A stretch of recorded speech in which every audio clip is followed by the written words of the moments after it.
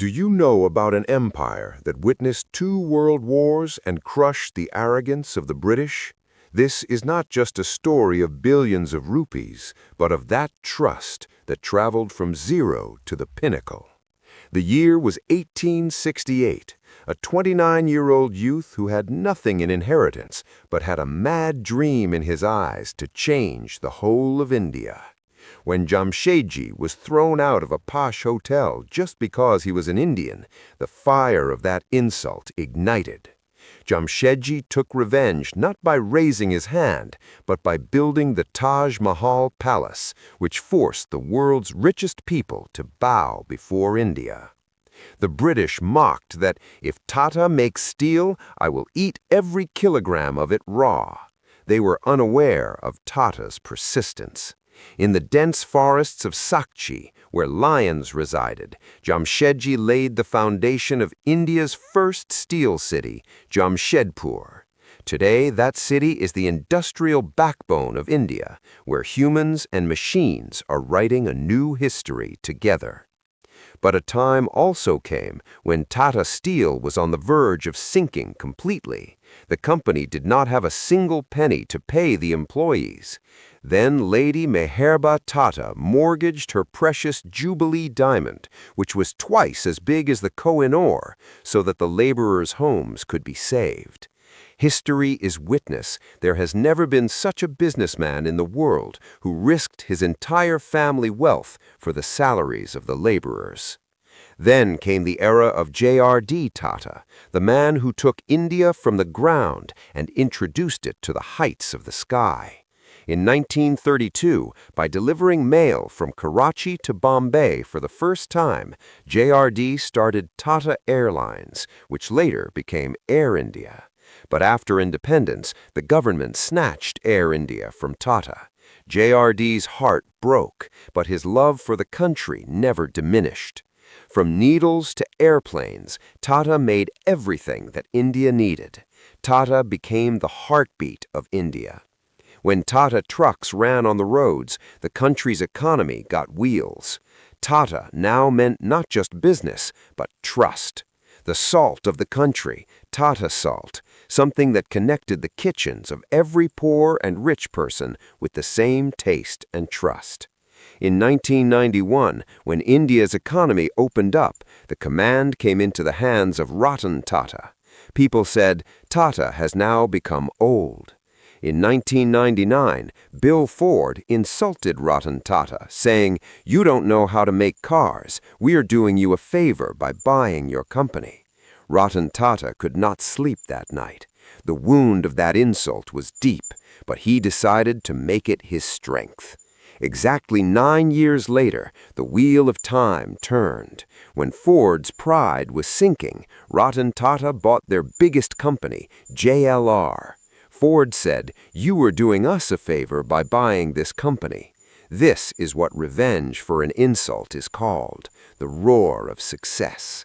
Then came the dream of the world's cheapest car, the Nano, a promise that Ratan Tata had made after seeing a family getting drenched in the rain. But the path of Nano was full of thorns. There was a protest in Singapore, Bengal. The factory had to be closed. There was a loss of crores, but Tata did not step back. Overnight, the entire plant shifted to Gujarat. Ratan Tata proved that if the intention is firm, even mountains give way. Not just iron and salt, Tata made India the IT hub of the world through TCS. India's trumpet blared in the world of software. Today, Tata is not just an Indian company, but a global one. From London's tea to New York's hotels, Tata is present everywhere. For Tata, their employees are not just laborers, but family. Tata was the first in the world to start 8-hour shifts and pensions. Generations changed, chairmen changed, but the soul of Tata never changed.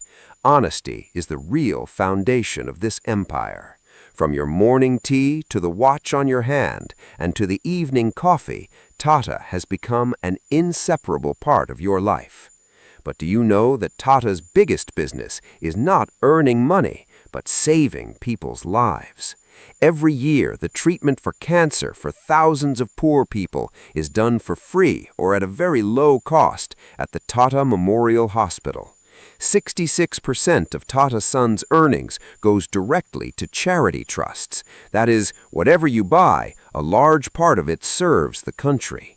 This is the reason why Ratan Tata is not seen in the list of the world's richest people, because he made the country rich, not himself. Now, Tata's next mission is Green India. Through electric vehicles, they are making India's air pure again. From AI to semiconductors, Tata is now working on those technologies of the future that will make India the Vishwa Guru. The flag of Tata is flying in more than 100 countries of the world. This is the global victory saga of an Indian company. Tata taught that business can be done not just for profit, but also for the service of society. When Ratan Tata received the Padma Vibhushan, the whole country stood up and applauded. This honor was not for an individual, but for an idea.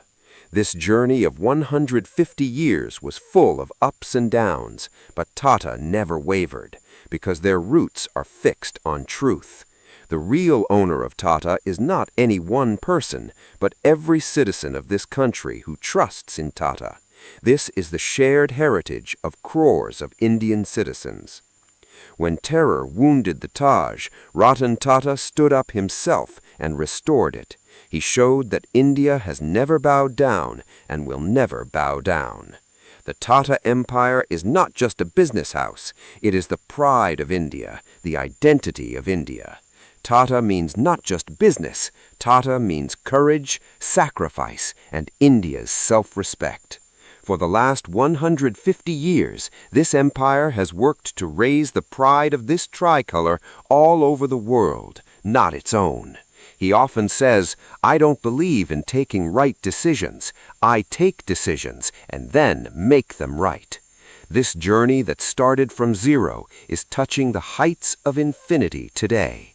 Because the empire that stands on prayers, no wave of time can bring it down.